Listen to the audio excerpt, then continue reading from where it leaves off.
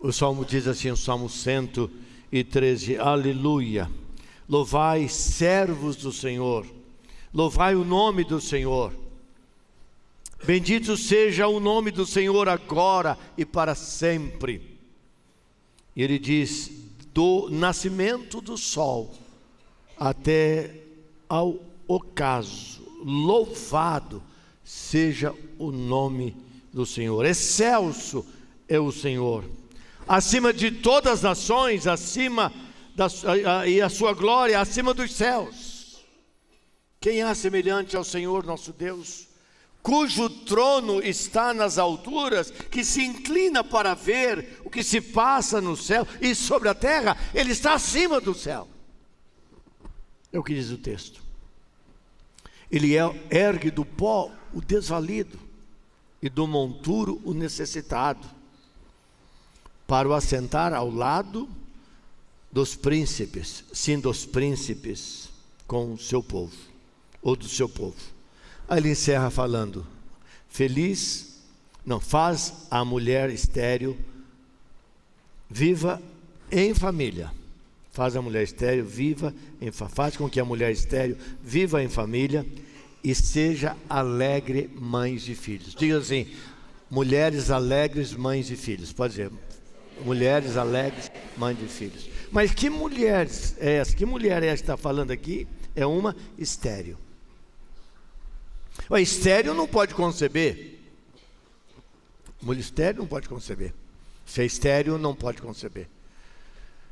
Mas o Senhor é tão grandioso e gracioso, segundo o ensino da palavra de Deus, que Ele muda a dificuldade, Ele transforma, Ele cura o útero da mulher estéril, para que ela possa viver feliz em família. Amém? Irmãos, esse tema, ele é extraordinário. A Bíblia trata disso desde o começo, porque quando Deus criou o homem, Ele viu que o homem não era feliz sozinho, criou a mulher e disse, crescei e multiplicai-vos. E de lá para cá, onde você olha na Bíblia, onde você lê na Bíblia, você vai encontrar o que a Bíblia nos ensina. Na verdade, a Bíblia vai falar, a Bíblia vai ensinar a importância do papel da família. Ora, o valor extraordinário de uma mãe, que marca a história. Ora, o papel extraordinário do pai, juntos, na formação, na educação, na instrução dos seus filhos. Tarefa extraordinária e maravilhosa. Eu vejo que ter filho é uma grande responsabilidade. Todos nós aqui, a maioria de nós somos pais, muitos de nós aqui já somos avós, e nós sabemos o privilégio de um lado e a responsabilidade de outro lado. E aqui na Bíblia há algumas mulheres, há inúmeras. Eu estou apenas trazendo hoje à noite aqui poucas delas. Há 3 exemplos de mulheres que se tornaram mães. E como essas mulheres que marcaram a história, mães, mulheres que marcaram a história, como que essas mulheres, elas agiram, o papel delas, cada uma delas teve uma marca. Eu quero ver com você, que a Bíblia nos ensina isso, né? Então veja só, aqui eu quero abordar 3 mulheres. A primeira delas, quero ser breve, é Eunice. Pergunta para a sua vizinha, e tem uma mulher perto de você, fala assim, você sabe quem foi Eunice? Pergunta para o seu vizinho, você sabe quem foi Eunice? Sabe ou não sabe? Quem foi Eunice? Todo mundo sabe quem foi Maria, todo mundo sabe quem foi Isabel, todo mundo sabe quem foi Sara, todo mundo sabe quem foi, mas Eunice, não é muita gente que sabe quem foi Eunice. Eu quero mostrar Eunice, e a descrição, o caráter, quando fala sobre Eunice, nós vemos ali uma mulher sábia, uma mãe sábia, uma pessoa que fez diferença. Ela não apenas teve uma família, um casamento, mas ela foi sábia, a maneira como ela lidou com a sua casa e com a sua família. Esse aqui é o grande segredo. A mulher hoje divide muito a questão da sobrevivência da família, o pagamento do dia a dia da casa. E está tendo até homens estão ficando em casa para a mulher trabalhar fora. Estão invertendo o papel. Porque muitos de nós que vivemos numa cultura, irmãos, em que a mulher tinha a responsabilidade de ser mãe. Veja só como que Paulo fala de Eunice. Se você puder abra comigo lá em 1 Timóteo, capítulo 1, versículo 5. Paulo, ele justifica porque Eunice, ela é reconhecida como uma mulher sábia. O versículo 5 do capítulo 1 diz assim, olha aqui, que diz o versículo 5. Paulo está falando o seguinte, Paulo está dando graças a Deus. Você precisa entender o contexto. Essa carta de Paulo foi a última carta que Paulo escreveu. Ele não tinha mais tempo para escrever mais nada. Ele ia ser degolado, como foi degolado. Ele estava preso em Roma. O imperador ia matá-lo porque ele pregava o cristianismo e eles eram contra o cristianismo. E ele estava com seus dias contados. Ele escreve essa carta e manda para Timóteo. E diz assim, dou graças a Deus, a quem desde os meus antepassados, versículo 3, sirvo com consciência pura, porque sem cessar me lembro de ti nas minhas orações, noite e dia.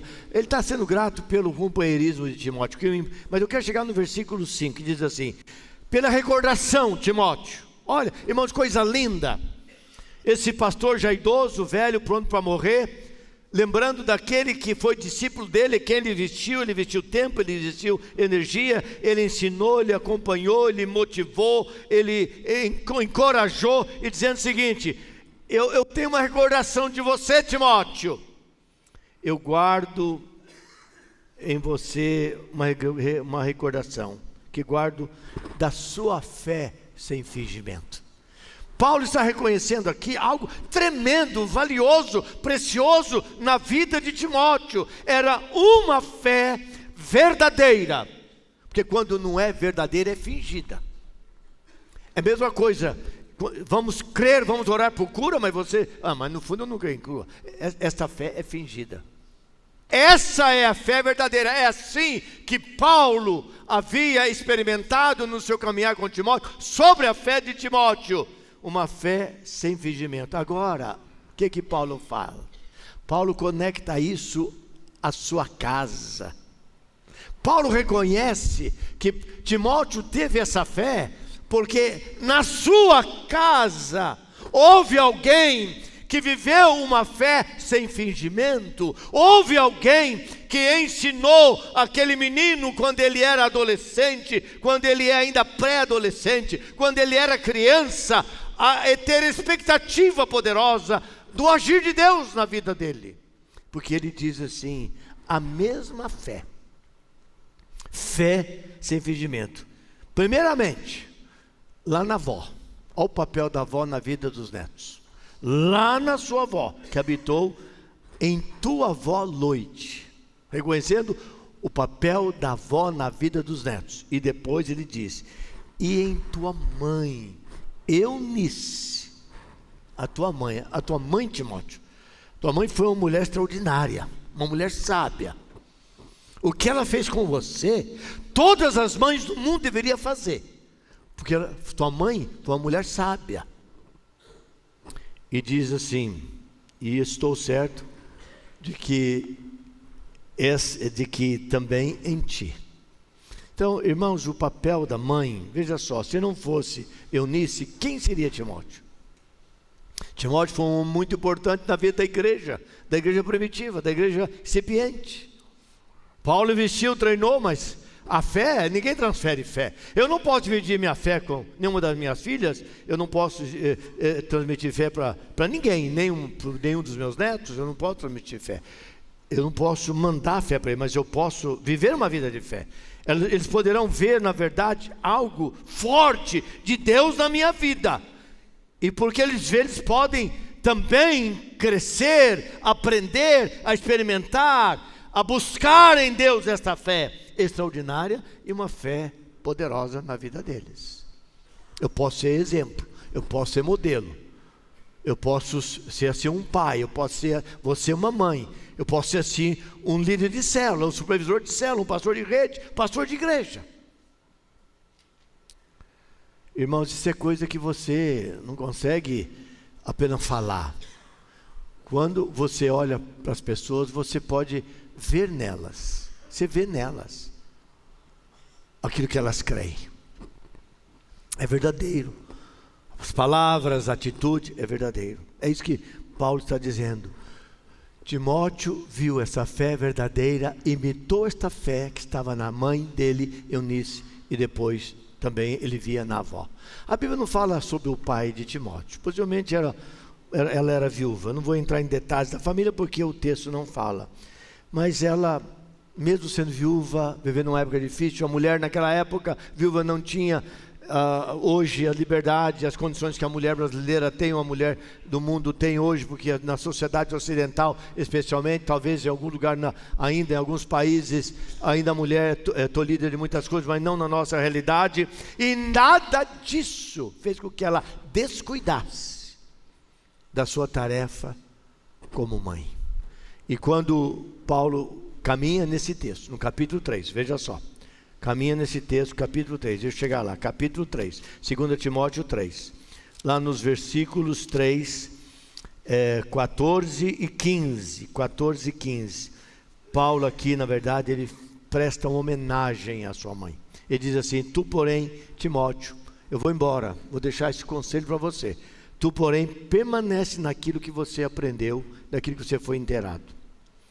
Porque você sabe de quem você aprendeu? Sua mãe. Você viveu com a sua mãe. Você via sua mãe todo dia.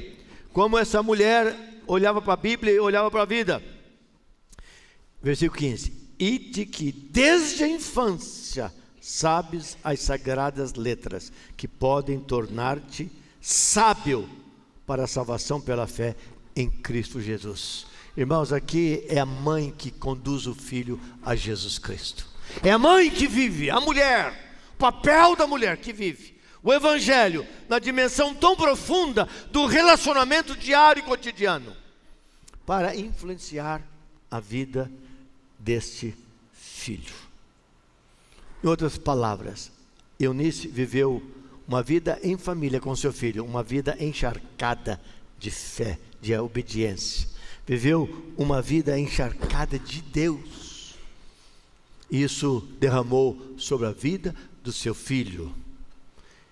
E se ela teve outros filhos, eu creio que não, porque Paulo teria dito, ela era uma mulher viúva, não podia ter mais filhos, certamente ela faria o mesmo com os demais filhos. Irmãos, são mulheres que marcam o mundo. A Bíblia, ela é maravilhosa. E aquilo que nós aplicamos na Bíblia, na nossa vida, na vida das pessoas, irmãos, geram milagres e trazem profunda alegria na vida do coração humano. Se alguém diga amém. A mãe sábia é aquela que edifica a sua casa. A mulher sábia é aquela que forma, formata, educa, faz ali aquela filha uma mulher extraordinária de Deus, aquele filho, o homem extraordinário de Deus, para que o reino de Deus seja abençoado. Mas não só, quero lembrar aqui hoje à noite, a vida de Eunice, mas há uma segunda mulher extraordinária na Bíblia, chamada Joquebede. Quando abrimos o texto de Êxodo no capítulo 2, o texto de Êxodo capítulo 2 vai falar de Joquebede como uma mãe cheia de fé. Se Eunice foi sábia, Joquebede é uma mulher cheia de fé. Cheia de fé por quê? Porque, irmãos, naquela época que ela teve o seu filho, especialmente o seu filho menor chamado Moisés, não podia sobreviver meninos. A determinação de Faraó era o seguinte: nasceu menino, joga no rio Nilo, tem que matar. Só mantém vivo ou vivas as meninas dos filhos dos hebreus, dos judeus, do povo que ia para a terra prometida. E olha o que diz o texto, primeiro Êxodo 1, 22, diz assim: então ordenou Faraó a todo o seu povo, dizendo: a todos os filhos, homens, meninos, que nascerem aos hebreus, filhos dos hebreus, lançareis no Nilo, mas a todas as filhas deixareis viver. Por que foi esta ordem dada naquela época, o faraó aos filhos dos hebreus, porque as hebreias eram mães fortes que geravam muitos filhos, filhos fortes. Na tradição judaica, a mulher amamenta até os 3 anos. E as crianças que amamentam muito tempo são crianças sadias. A mãe que amamenta gera filhos sadios. Os filhos dos judeus, até hoje, são filhos sadios. Eu acho que a inteligência ligada com isso. A mãe que quer cortar o leite da criança tem pena. Tem mãe que deu um pouquinho, já vai lá, já busca na farmácia o leite, esse negócio de dar leite, etc. Eu quero manter minha beleza física e etc. Ela está, na verdade, trazendo um grande prejuízo para o seu filho e para a sua filha. Deus deu o seio e Deus deu o leite para o filho que Deus deu àquela mulher.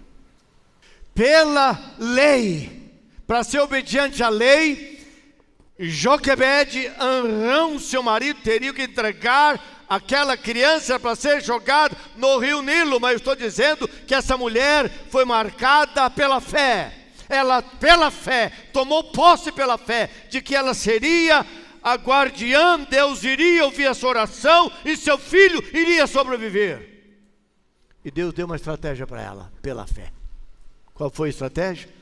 Sabe o que acontece? Eu vou manter essa criança até ela ficar maiorzinha, vou amamentar bastante, etc. Aí, quando chegou aos 3 meses, uma criança que amamenta bem, o bicho quando berrava, todo vizinho sabia, tinha que tampar a boca da criança. E daí ela falou, não dá mais. E ela falou, Deus certamente falou para ela, coloque esse menino para chegar nas mãos de uma maneira das filhas de Faraó. E ela bolou, fazer um berço, betume, piche, colocou um monte de algodão dentro, amamentou bem, porque essa mulher dava muito leite, deixou o menino barriguinha estufada, falou para Miriam, que é a irmã mais velha, Miriam, você vai ficar de longe, você vai no meio do mato olhando que onde vai chegar esse bercinho, porque as filhas de Faraó ficam lá embaixo.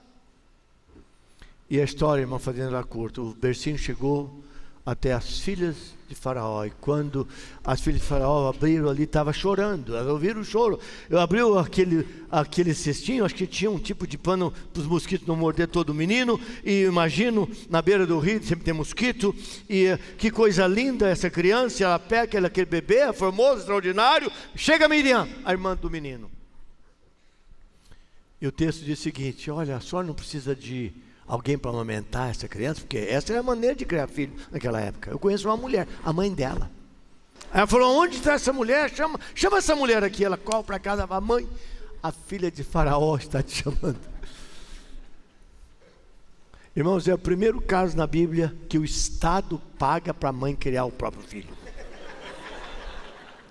E até aos 12 anos de idade, Joquebede amamentava o filho até os 3 anos, mas criou o filho até 12 anos de idade e colocou no coração como uma mãe cheia de fé.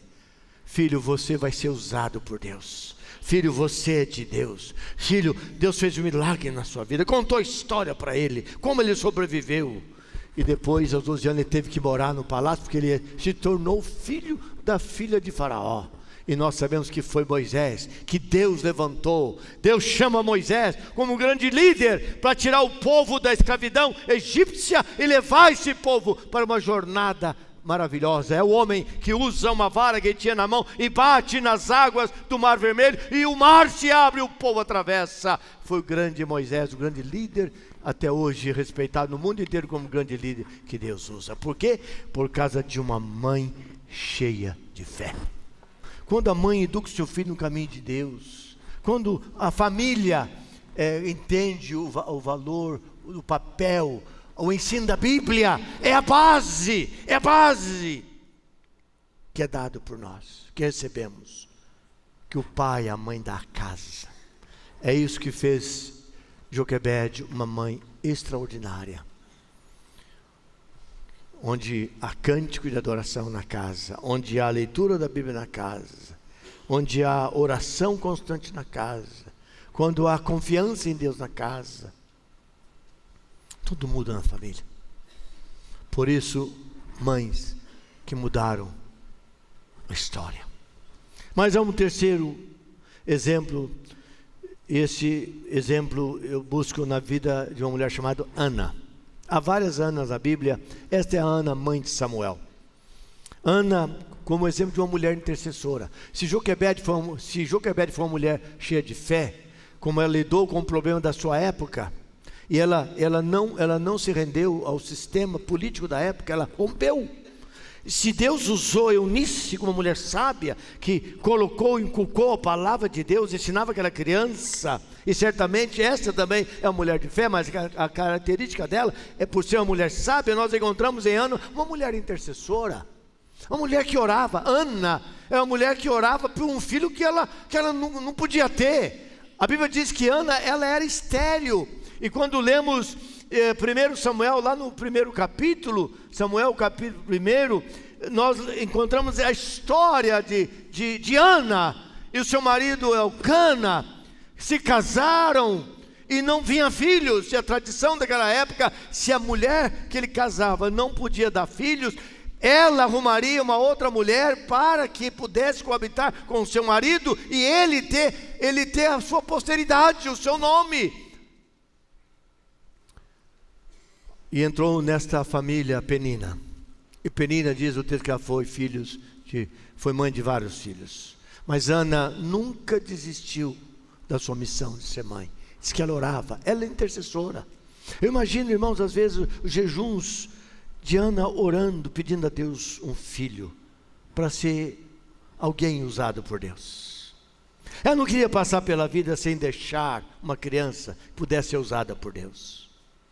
E um dia ela foi no templo, estava o sacerdote Elias sentado, e ela se ajoelhou e começou a orar.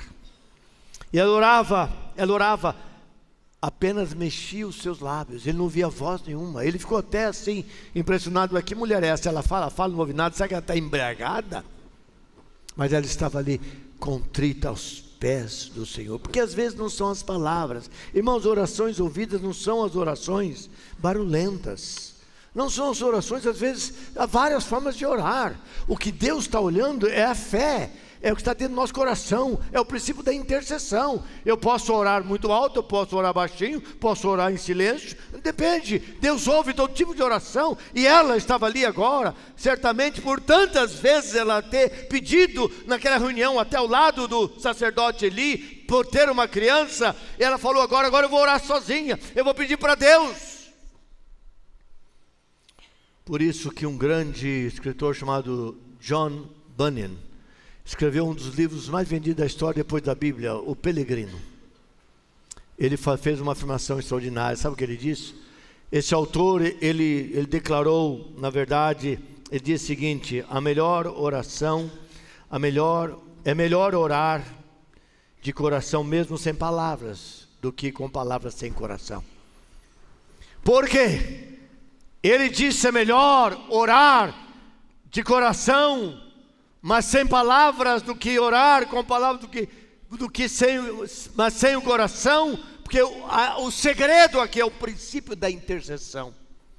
É a fé que emana no nosso coração para o grandioso Deus que nos ouve, conhece o nosso coração, sabe quem nós somos, e vê dentro de nós o desejo do nosso coração.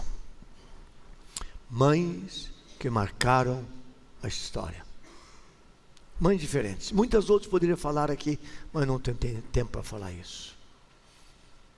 Tudo está na base, na casa. Mulheres extraordinárias, mulheres que querem ser usadas por Deus, mulheres que creem que Deus pode fazer todas as coisas. Mulher, eu quero te parabenizar nesta noite.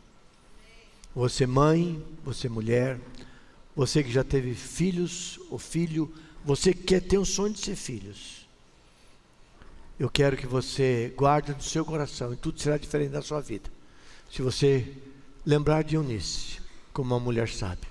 Essa é a sua oração. Seja você mais jovem ou até avó, porque o papel da avó é muito importante, como Lloyd teve uma influência muito grande sobre a sua filha Eunice, sobre o seu neto Timóteo.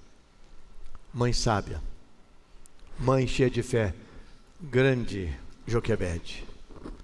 E essa mulher extraordinária, que foi mãe, e naquele dia ela voltou para casa, em seguida concebeu, Deus deu um filho chamado Samuel. Ela disse: se Deus desse um filho, ele daria para Deus. Deus deu filho. Ela criou o filho. Quando terminou de amamentar, aos 3 anos, levou o filho ao templo e entregou ao sacerdote Eli. E ele cresceu no templo, se transformou um grande homem, um grande profeta de Deus. Sabe quem foi ele? Samuel foi quem ungiu Davi, o rei de Israel. Samuel foi um homem extraordinário dentro do projeto inteiro de Deus, como fruto da oração de uma mãe. Que mãe é esta? Essa é Ana, a mulher cheia de graça. E a Bíblia nos ensina que tudo pode ser diferente quando somos uma mãe como Eunice, como Joquebede e como Ana. E nós, pais, qual o papel nosso, homens, de somarmos dentro da casa, na família, a mãe, as crianças, o nosso papel de pais, homem ao máximo, homem extraordinário, homem cheio de fé, homem que é líder, homem que tem convicção dos princípios que a Bíblia nos ensina, para vermos uma vida abençoada e feliz. Que Deus nos abençoe, irmãos e irmãs. Tudo pode ser diferente quando fazemos do ensino da palavra de Deus o princípio da nossa